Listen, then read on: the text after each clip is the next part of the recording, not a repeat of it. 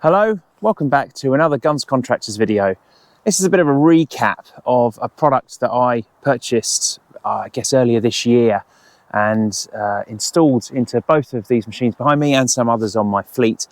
And people have been asking me about Tyre Sealant. A lot of people have tried various different ones. I went with the Air Seal heavy duty product and people asked me how I've got on with it. So I thought what I'd do is quickly recap how it's been and yeah, what it's been like really to live with for the last probably nearly 10 months now. So it took a while. Obviously I didn't want to do a review before I've actually used the product and kind of done some work really. And the problem with punctures is you might go for a few months without getting one, and then you might get 3 in a row. You never know, do you? So anyway, I'll run through how I found it and hopefully give you a bit of an insight into my opinion on the gear. So I installed this product earlier this year back into my tractor, as you see here, which does a lot of flailing and has done this year. It's been out in the brambles, the thistles.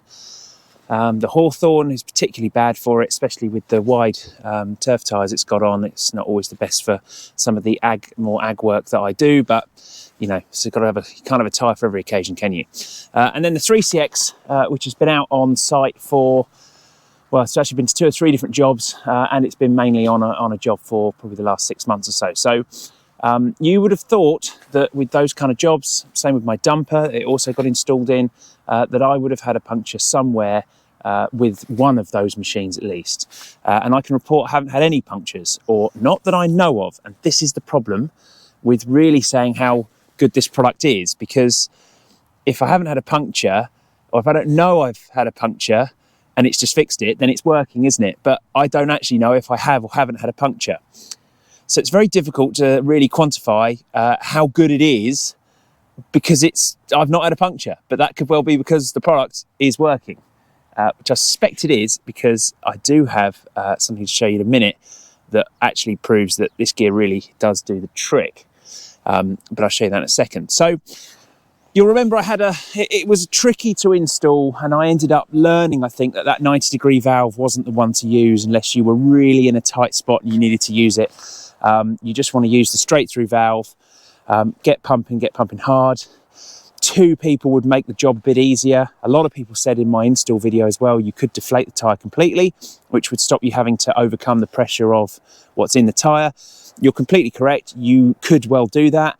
That would obviously take longer, and the size of these tyres, it takes a few minutes to pump them up again each time. So Air Seal told me that you could do it with the gear in the tyre, and you can. It is possible.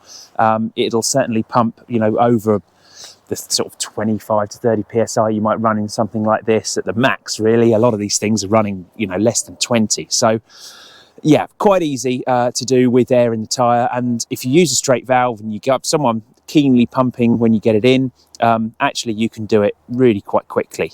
If you do get any blockages, well, you saw, it's not impossible to fix, but yeah. And I suspect I came across a few valves as well that were long past their sell-by date, really. They were working, but as soon as you took them out, they didn't want to seal again, or they wouldn't come out. And you just inherit these problems on machinery that's not brand new, right? So worthwhile doing. Those valve cores may well have failed me somewhere on the road, and that would have been a pain. So not a bad job to do. Anyway, what I will show you, because as I say, it's impossible to really say if it's fixed any punctures on these machines. There's no evidence of it, no evidence of tyre, and I haven't run over anything big like rebar, but generally a lot of the tyres you get would be like a screw, or sharp bits of metal punching up, and bricks, cuts from bricks, things like that, or rubble. Difficult to say if any of that's happened on my machines, but I haven't had any punctures. However, there is a machine that when I did all of I ordered 2 buckets of this, which was enough. Air Seal calculated how much I needed based on my tyre size, and they sent me out, just over really what I needed. So I had about a quarter, maybe less than that, of a bucket left. Not really enough to do another machine, or you do a car with it maybe, but you wouldn't do anything with a big tyre.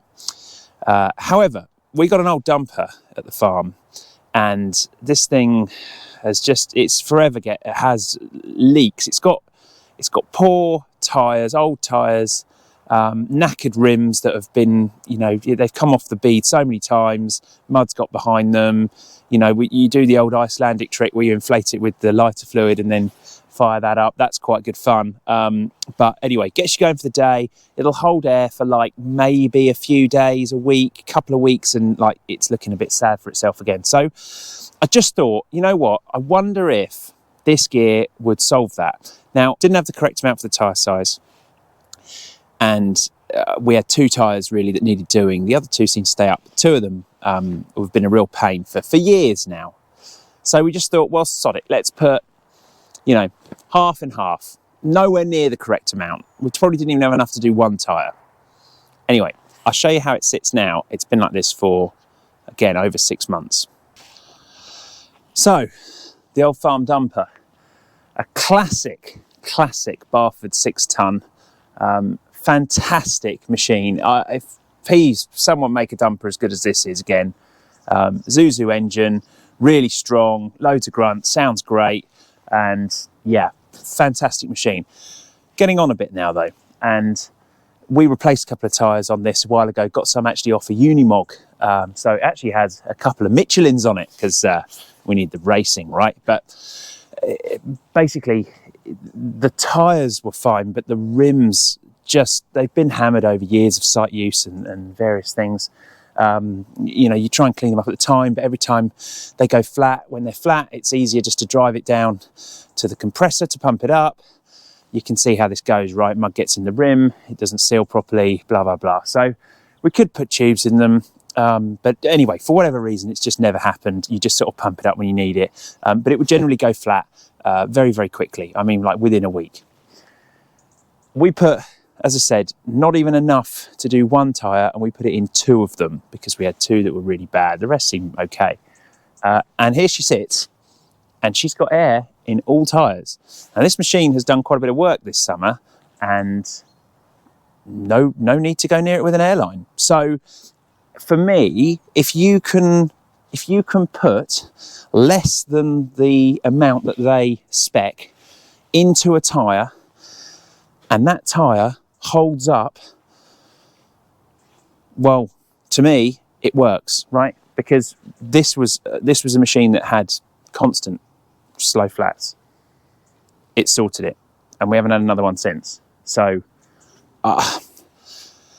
you don't know, as I said before, if you get a puncture, whether it does or doesn't fix it, because you just don't get the puncture.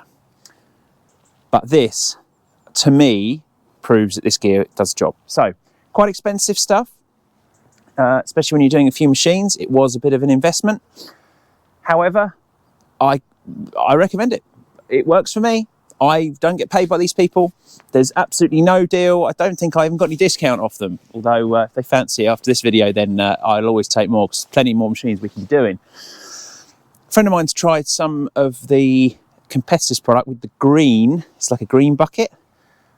He's not been loving that, which is interesting. Puts it in BCSs, you know, like the tractor units that run rotavators. He gets quite a lot of punches in those. And he's got a small tractor as well, sort of bit landscaping stuff. And he said it was easier to install. It was a lot runnier, but it didn't. He's not been so keen, and he wouldn't buy it again. But since, of course, we've put this in the dumper, he's been very impressed with that. So I just say it how I see it. It's done the trick here. You know, product works, you'll pay for it, won't you? So yeah, Air Seal does exactly what it says on the tin. Well, that's a can. And actually, you get quite a useful can at the end as well. It's just quite a useful bucket. Yeah, don't know, I'll keep it for something. Be handy for something. Anyway, that's about it from me for this video. Hopefully that answers some of the questions that people have on how I've been getting on with this product.